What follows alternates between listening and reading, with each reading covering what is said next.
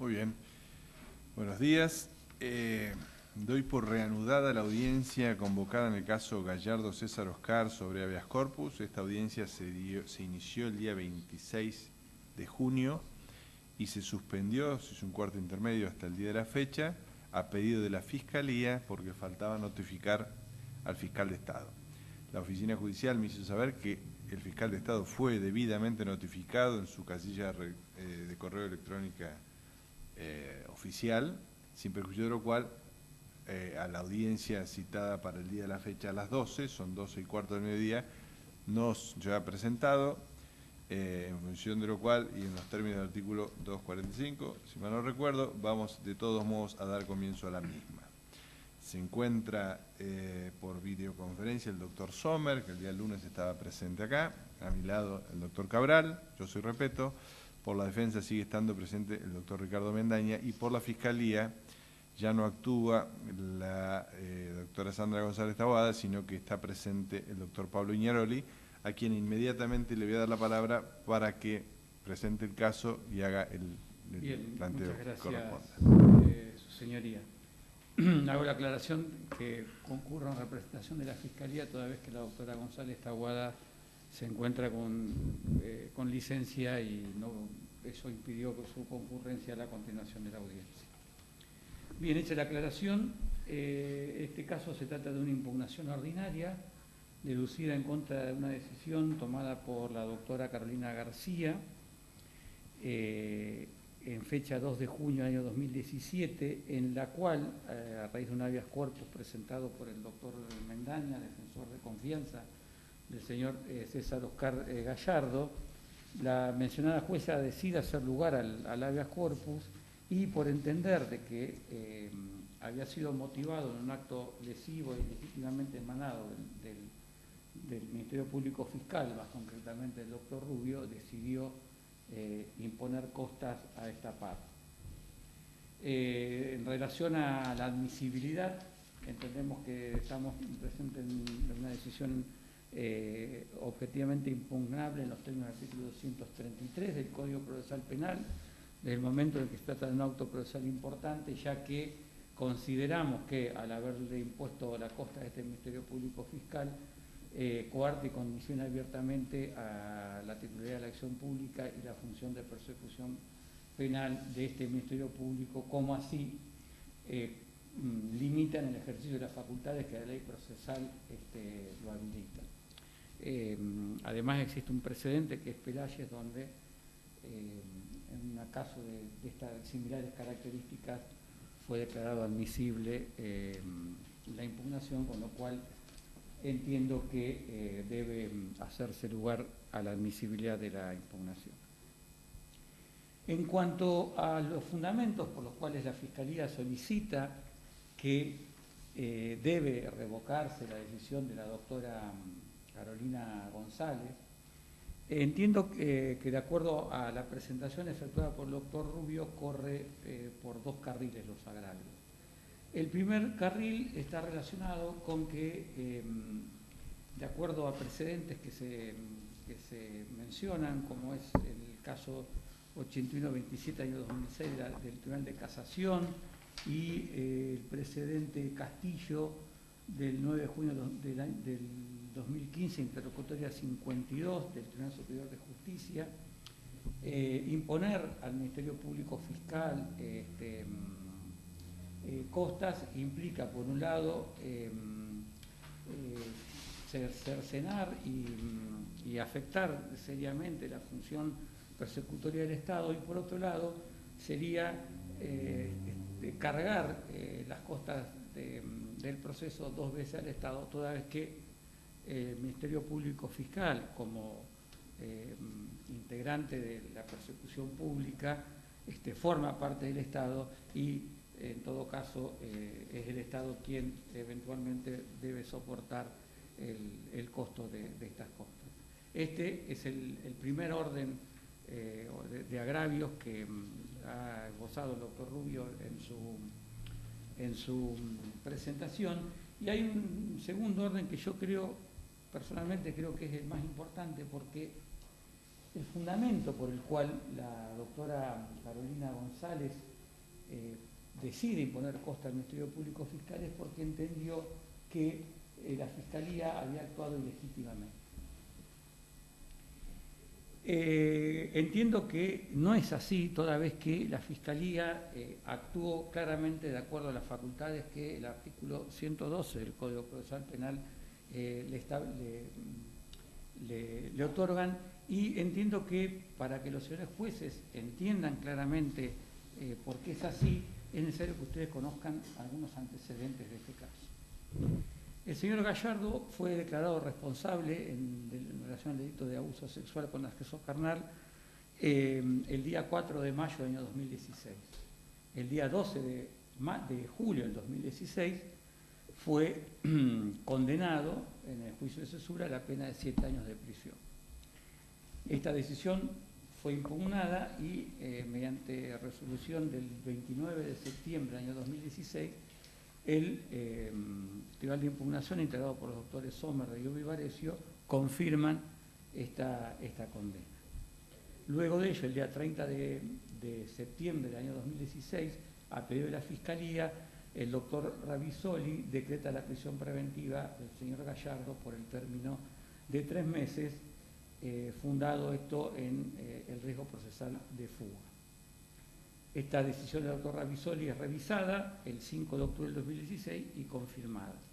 El 21 de octubre del 2016, el Tribunal de Impugnación, integrado por el doctor Rodríguez Gómez, Martini y Cabral, revocan la prisión preventiva y sustituyen dicha medida de coerción por comparendos diarios a la Fiscalía de Junín de los Andes. Existe una impugnación extraordinaria en relación a la sentencia condenatoria, que es declarada inadmisible el 6 de marzo del 2017, y el 16 de mayo de este año es rechazado el recurso extraordinario federal. De esta decisión fue notificada a Gallardo el día 19 de mayo del año 2017. El día 22 de mayo del año 2017 se hace una audiencia ante la jueza Rodríguez de ejecución de la ciudad de Zapala, en la que se solicita se constituya detenido al señor Gallardo en atención a los precedentes rusos y otros del Tribunal Superior de Justicia que consideran a la sentencia en estas condiciones ejecutable. Ante un planteo de la defensa de que iba a ser una presentación de relación a prescripción por el delito de abuso sexual simple, la doctora Alicia Rodríguez decide suspender la audiencia hasta que esto se resuelva. Este planteo de la defensa es tratado por la doctora Carolina González, quien en definitiva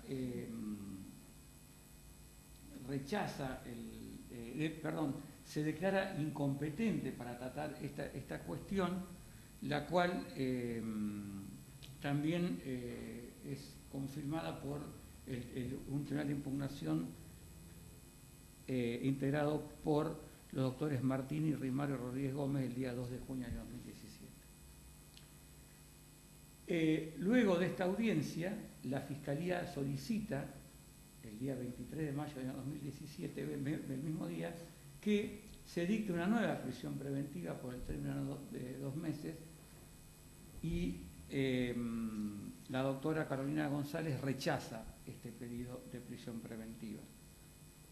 La Fiscalía pide revisión y el día 26 de mayo de 2017 el Colegio Revisor, conformado por los doctores Aufrán, Lupica Cristo y Martínez, por mayoría conformada por Martínez y Lupica Cristo, revoca la decisión de la doctora González y concede la prisión preventiva por el término de 3 meses. Esta decisión es impugnada por el señor defensor y el día 2 de junio del año 2017 se trata, por un lado, la impugnación del doctor Mendaña relacionada con la incompetencia de la prescripción de la doctora Carolina González, con el resultado que ya les anuncié, y la impugnación relacionada con el dictado de la prisión preventiva por el Colegio de Jueces. En dicha decisión, el Tribunal de Impugnación, con la decisión, con la integración antes mencionada, dice que la prisión preventiva debe cesar, pero no porque en el caso no se hayan verificado riesgos procesales, sino que por el estado en que se encuentra el caso, esto es, el recurso extraordinario federal rechazado, la sentencia se encuentra en condiciones de ser ejecutada y deja sin efecto la prisión preventiva y ordena la libertad del señor Gallardo. ¿Qué es lo que hace la Fiscalía en ese momento? El mismo día 2 de junio ordena, en base a lo que establece el artículo 112 del Código Procesal, la detención del señor Gallardo y para ponerlo a disposición del juez de ejecución, al punto tal que inmediatamente la Fiscalía solicita que se fije audiencia a efectos de controlar esa detención que ya había sido fijada para el día siguiente, el 3 de junio, a las 11 de la mañana.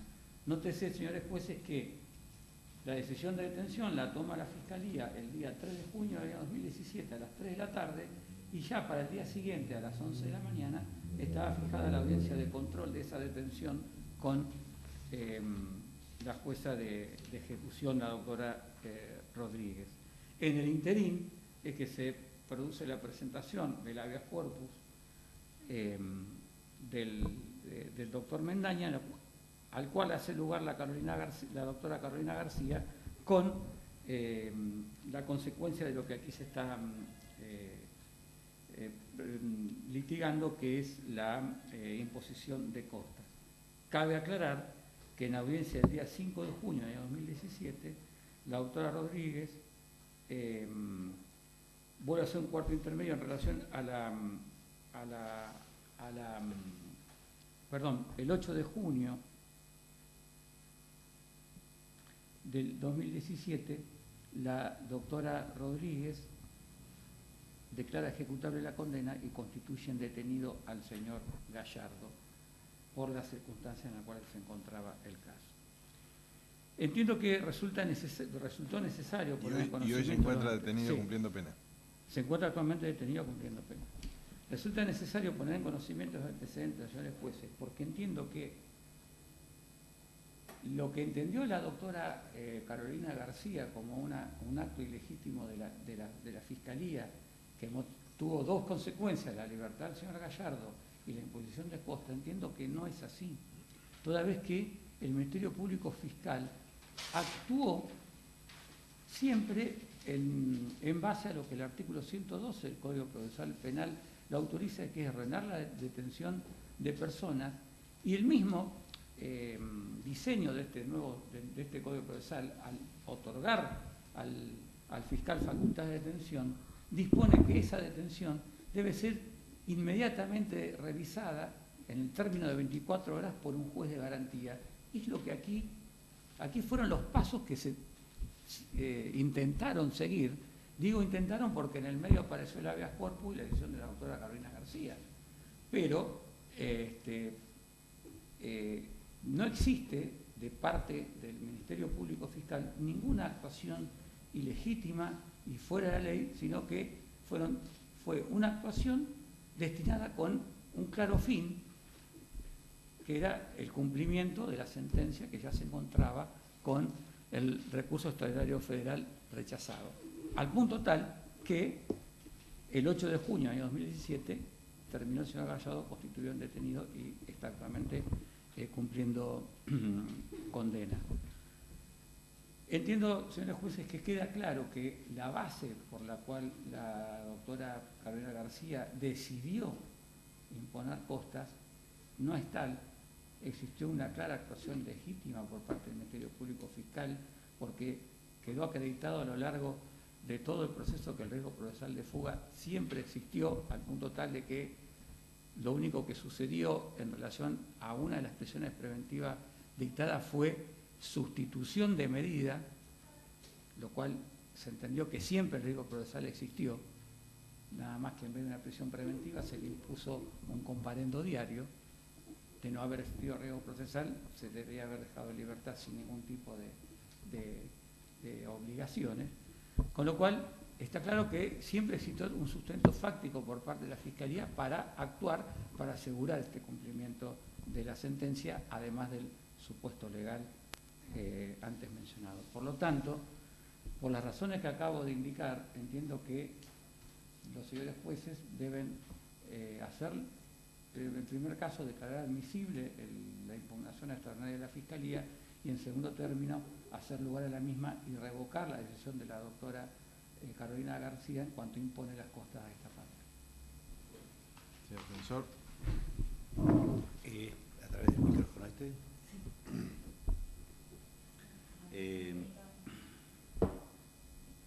Señores jueces, nuestra posición es absolutamente contraria a las alegaciones de la Fiscalía, salvo en lo que se refiere a la admisibilidad formal. Si bien nosotros creemos que la idea de los actos procesales importantes en realidad no le da una habilitación para impugnar este tipo de decisiones, en base a algunos precedentes, uno de ellos ya lo citó la Fiscalía, y por entender que esta es una cuestión que, si no, no hay ninguna posibilidad de reexamen y que puede ser un agravio importante, no tengo, digamos, reparos en que se discuta esto. O sea, no tenemos obstáculos a pasar el filtro de la admisibilidad. En relación al resto, más allá de agradecer incluso a la Fiscalía un poco la cronología, porque nos evitó que la tuviéramos que dar nosotros, me parece que los dos carriles que menciona, los dos son absolutamente cuestionables. Primero, nos dice que en realidad el fiscal se movió, voy a invertir el orden, se movió dentro de su competencia y que produjo un acto legítimo. Y de alguna manera cuestiona la decisión de la jueza Carolina González de basar la imposición de costa en la ilegitimidad de la actuación. Primero, la Fiscalía no impugna la cuestión de fondo, cuestiona solo las costas, de modo tal de que consiente la decisión tomada respecto del habeas corpus, sobre el tema principal. De manera tal de que no nos parece muy razonable que se consiente la decisión que tilda de ilegítima la actuación de la Fiscalía y, por otro lado, en realidad se aprovecha el cuestionamiento de las costas para defender la legitimidad. Pero yendo al otro tema, yendo más al fondo, si tuviéramos que discutir la legitimidad, a nosotros nos parece claro que en este caso de ninguna manera puede justificar la detención ordenada por el fiscal jefe de San Martín de los Andes sobre la base del artículo 112 del Código Procesal Penal. No hay forma.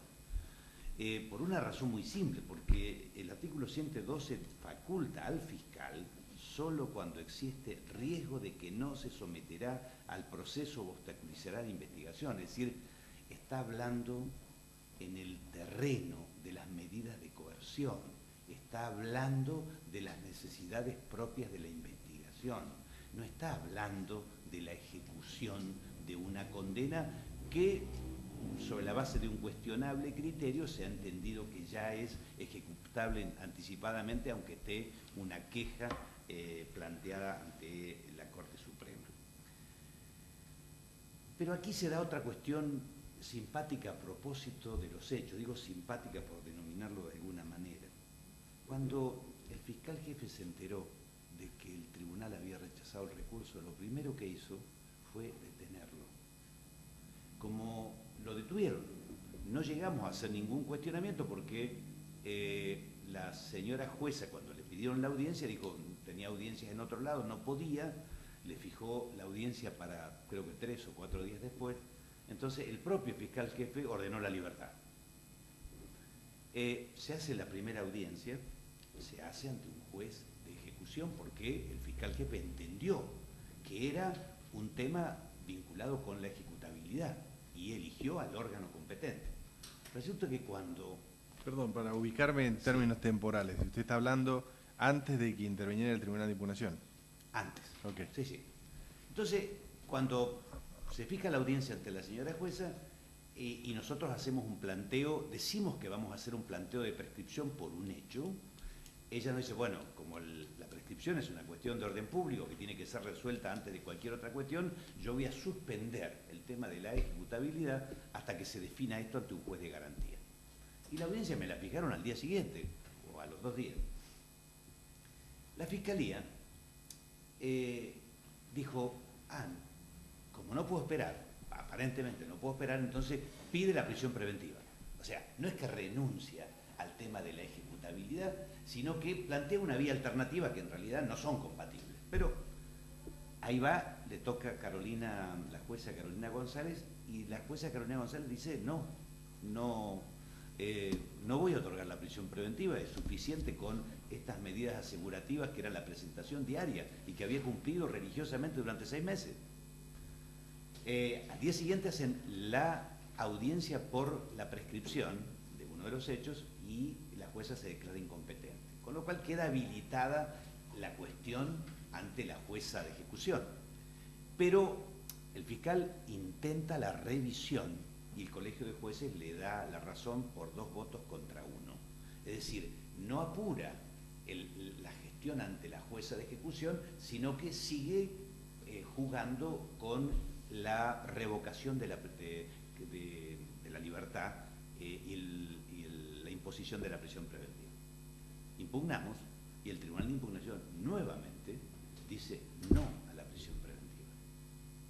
Y también dice el párrafo este diciendo ya la cuestión acá hay que resolverla en el terreno de la ejecutabilidad. ¿Qué es lo que correspondía lógicamente para un funcionario público que sea respetuoso de la ley, respetuoso de las decisiones de los tribunales y respetuoso de la prudencia que tiene que tener cualquier funcionario? Era acatar la decisión del tribunal, insistir con la audiencia ante la jueza de ejecución y hacer su planteo como corresponde. Pero ese no fue el camino que tomó el doctor Rubio. Prefirió, esta frase ya la usé alguna vez, pero pido disculpas, pero viene al caso, inspirado en el escudo de la República Chilena, dijo, por la razón o por la fuerza. ¿Y qué decidió? Le ordenó a la policía que mientras hacían los trámites para ponerlo en libertad, ordenara nuevamente la detención sobre la base del artículo 112, que no es aplicable a este caso. Y después de apuro gestiona la audiencia para que al día siguiente se regularizara esta situación. Audiencia que no se llegó a cumplir porque ya no estaba en libertad, porque en realidad generó todo un estrés de todas las oficinas judiciales, la de acá, la de Zapala, la de San Martín de los Andes, la jueza de ejecución, todo al servicio del capricho de un funcionario que no entiende que hay que cumplir la ley y que hay que respetar a los jueces. Esto es lo que pasó. De modo tal de que aquí, cuando nos dice el colega del doctor Rubio que estamos ante una actuación legítima, en realidad hay un error clarísimo, porque si uno mira en el contexto en que está el artículo 112, de ninguna manera se podía plantear. Por otro lado, nos habla de que siempre existió el riesgo porque hubo alguna medida alternativa. No lo negamos. Ahora bien, hay 2 decisiones judiciales del Tribunal de Impugnación que dicen que los riesgos, según la ponderación que ellos han efectuado, se ha neutralizado suficientemente con esta medida, que es restrictiva de la libertad, pero que es mucho menos restrictiva. De modo tal de que no nos venga que hay riesgo, porque ese riesgo ya estaba neutralizado. Y el señor Gallardo, que tiene arraigo, que tiene 5 hijos, que ha ido cada vez que lo citaron, aún sabiendo que lo iban a detener. Yo conté esta última detención, que después lo pusieron en libertad, pero en la anterior intervención iba manejando el colectivo de transporte público. Lo bajaron esposado del colectivo y dejaron a todos los pasajeros, porque el fiscal también en aquel caso hizo uso de este artículo para ponerlo a disposición de la jueza de ejecución. O sea, cuando nosotros hoy rechazamos este planteo de la Fiscalía, en realidad también queremos defender al Ministerio Público, pero queremos defender a un Ministerio Público que respete la ley. Ustedes tienen la gran oportunidad acá de hacer docencia. Si un fiscal no entiende que el artículo 102 es para otra cosa, tiene que de alguna forma responder por esas decisiones equivocadas.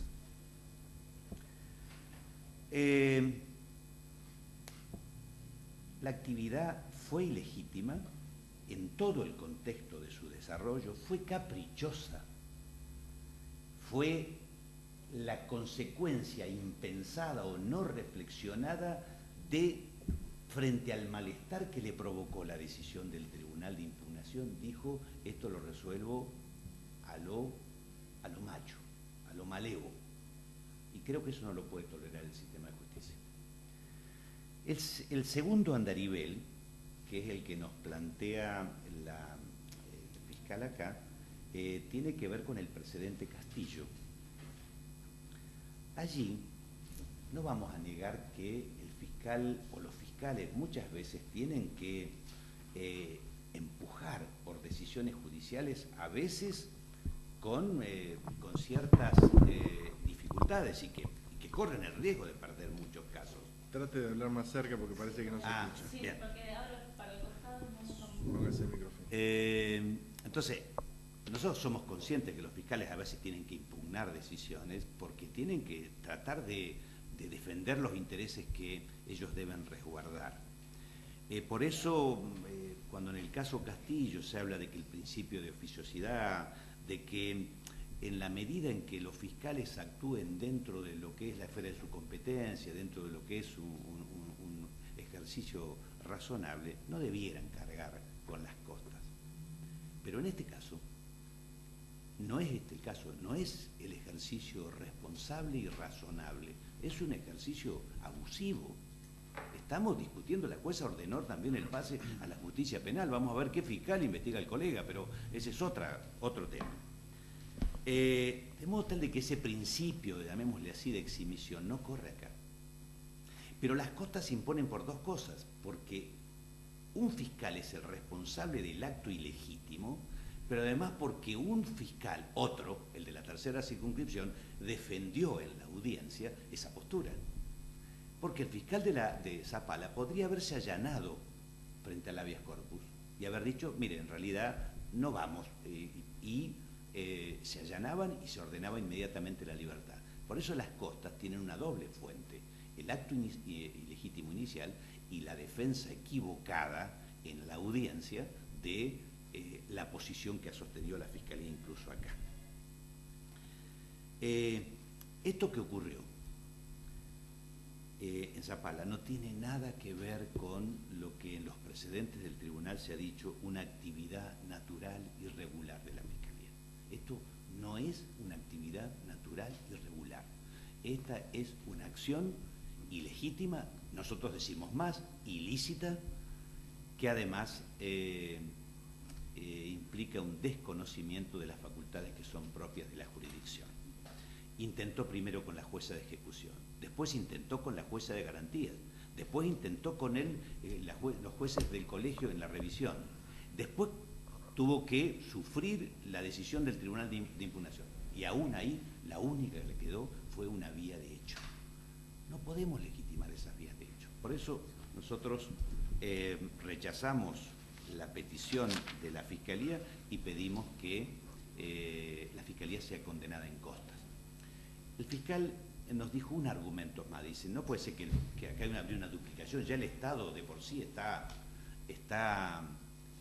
absorbiendo las costas de esta actuación. Esto es en parte verdad y en parte no. Más allá de la autonomía funcional que tienen los fiscales, que la autonomía implica que empiecen a hacerse responsables ellos también de las malas actuaciones. Pero por otro lado, hay un tema que no está comprendido en el Estado, que son los honorarios del abogado que tiene que estar patrocinando a la víctima del abuso de autoridad. Eso no está comprendido.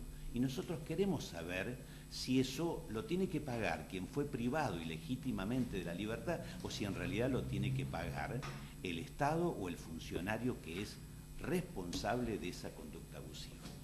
Por eso entendemos que se deben confirmar la imposición de costas. Bien. ¿Alguna consulta, doctor Cabral? Doctor Sommer. No, ninguna consulta. Yo, una sola a la defensa. ¿Pidió regulación de honorarios? No la pedí todavía, la voy a pedir. Sí. Ok. Bueno, vamos a pasar a deliberar. Lo que le voy a pedir es que nos dejen la sala porque la deliberación va a ser por videoconferencia y damos la resolución.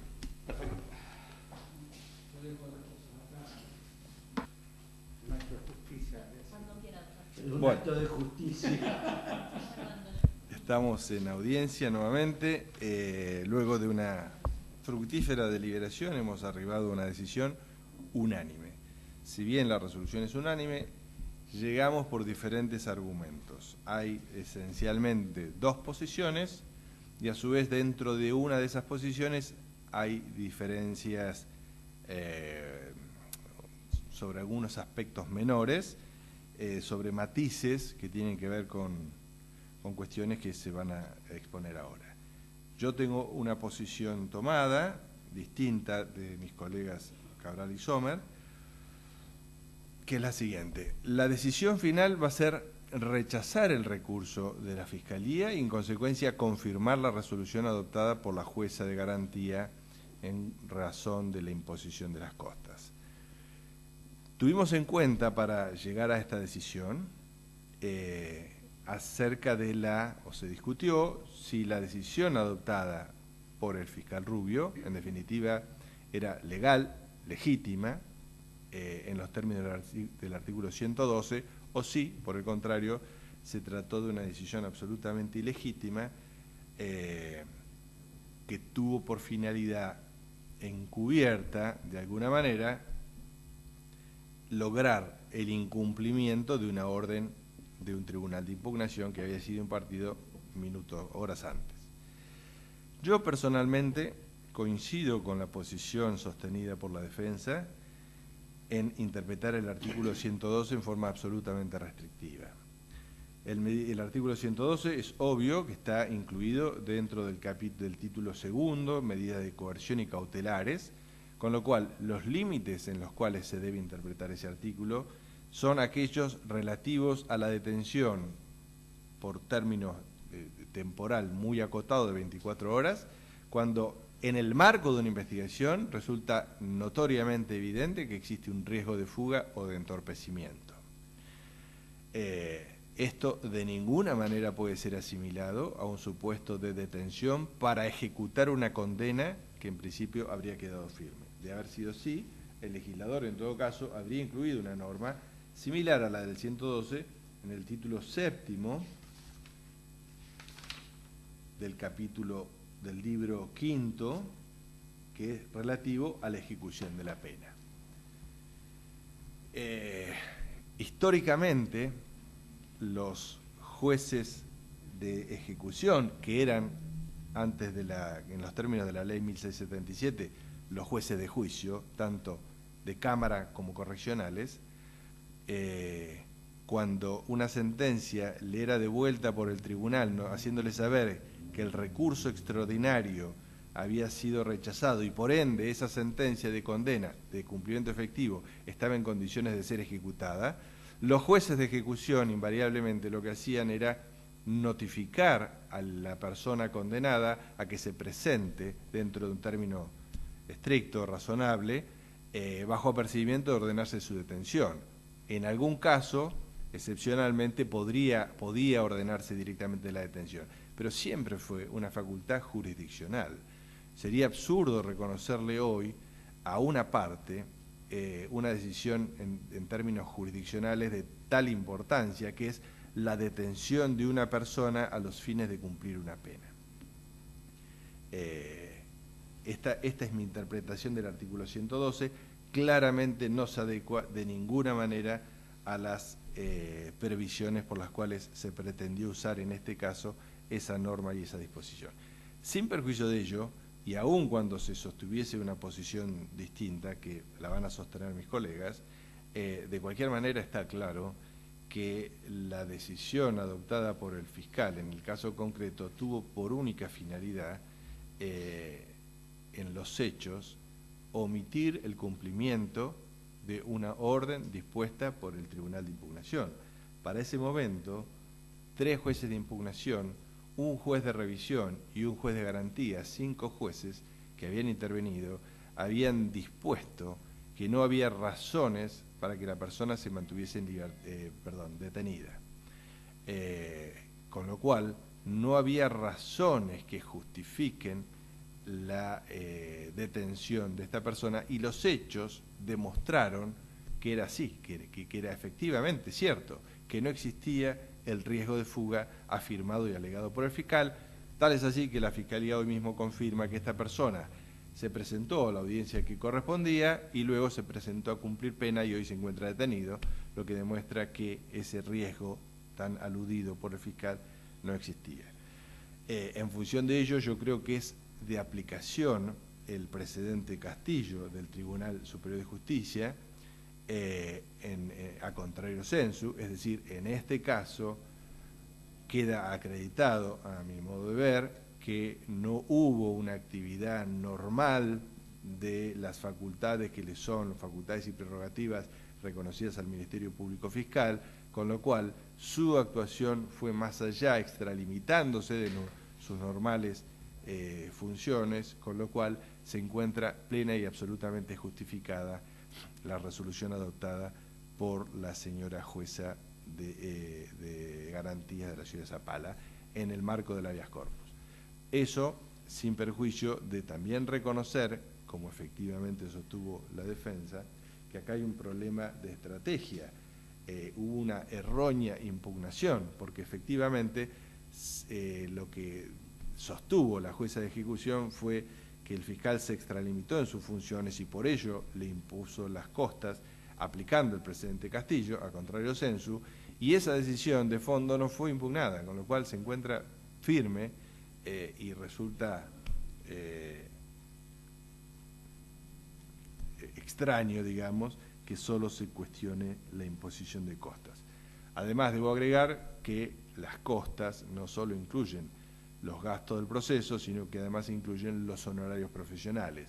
No puede el imputado tener que cargar con el costo de su defensa cuando la decisión que provocó la última detención que sufrió se debió a una decisión inadecuada por parte del fiscal. En función de ello, yo voto en este sentido de confirmar la resolución adoptada. Ahora van a hacer sus votos el doctor Cabral en primer lugar. Bueno, yo fundamentalmente coincido con lo que ha dicho el Tribunal Superior de Justicia, en el marco que en principio el Ministerio Público Fiscal, por el ejercicio regular y natural de su función, en principio no debe pagar las costas. Ahora, cuando ese ejercicio se convierte en un ejercicio irrazonable o que va más allá de lo que es natural y regular, sí debe pagar las costas, y en este caso parece como que hubiera sido un ejercicio irrazonable de una decisión que no le agradó al Ministerio Público Fiscal. En virtud de ello es que considero que corresponde que cargue con las costas procesales. En cuanto al artículo 112, yo no soy absolutamente tan tajante como el doctor Repetto, y yo pienso que el fiscal, si tiene la facultad de poder detener durante el proceso cuando hay una persona sospechada y en peligro de fuga, pienso que el fiscal puede llegar a ordenar cuando existe un peligro de fuga real que haga que no pueda cumplir la sentencia. ¿Esto qué es lo que quiero decir? Porque normalmente si una persona viene en libertad, el proceso natural es citarla, decirle que se tiene que constituir en detenida a partir de tal momento, que es todo lo que se hace a través del juez de ejecución cuando le dicen tiene que empezar a cumplir la condena. ¿Cuándo estaría habilitado el fiscal a detener a la persona? En forma muy excepcional, cuando ocurra un hecho nuevo que acredite de manera fehaciente que la fuga es inminente y que podría frustrarse el cumplimiento de la condena. pero no en circunstancias normales, por más que se ya esté en condiciones de cumplir la pena, si no hay ningún hecho nuevo que acredite alguna circunstancia excepcional que vaya a acreditar que la persona se está fugando, no tiene facultades para hacer uso de ese artículo. En definitiva, el curso natural es solicitar la ejecución de la condena y que la disponga el juez de ejecución o el juez de garantía, conforme, digamos, el ordenamiento jurídico, tal cual se ordenaba anteriormente cuando una persona venía en libertad hasta el momento que tenía que comenzar a ejecutar la pena. A menos que aparezca un hecho muy excepcional y que haya una urgencia por la cual el fiscal podría detener e inmediatamente llamar a una audiencia tal como lo dispone el 112. Esa es mi posición y por lo tanto es lo que de manera excepcional, si hay un peligro de frustramiento del cumplimiento de la condena, lo podría llegar a hacer. Muy bien. Doctor Sommer. Bien. Trataré de ser breve porque, como anticipara el doctor Repeto, la solución de fondo ya fue anticipada. Sin perjuicio, en virtud del pedido de las partes, lo relevante de la cuestión, como habrán advertido, la deliberación y el alcance de este pronunciamiento se pronuncia sobre la imposición de costas a la parte perdiosa de esa incidencia o de esa acción constitucional de habeas corpus, pero se proyecta también al alcance de la facultad del Ministerio Público Fiscal. Desde un aspecto formal, y bien fue referido por el doctor Ricardo Mendaña, la decisión dictada por la doctora Carolina González aquel viernes incluyó diversas circunstancias.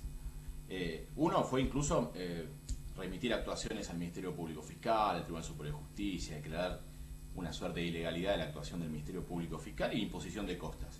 Ahora bien, a esta instancia de impugnación o de control ordinario solo arribó un cuestionamiento del Ministerio Público Fiscal sobre el alcance o sobre la imposición de costas.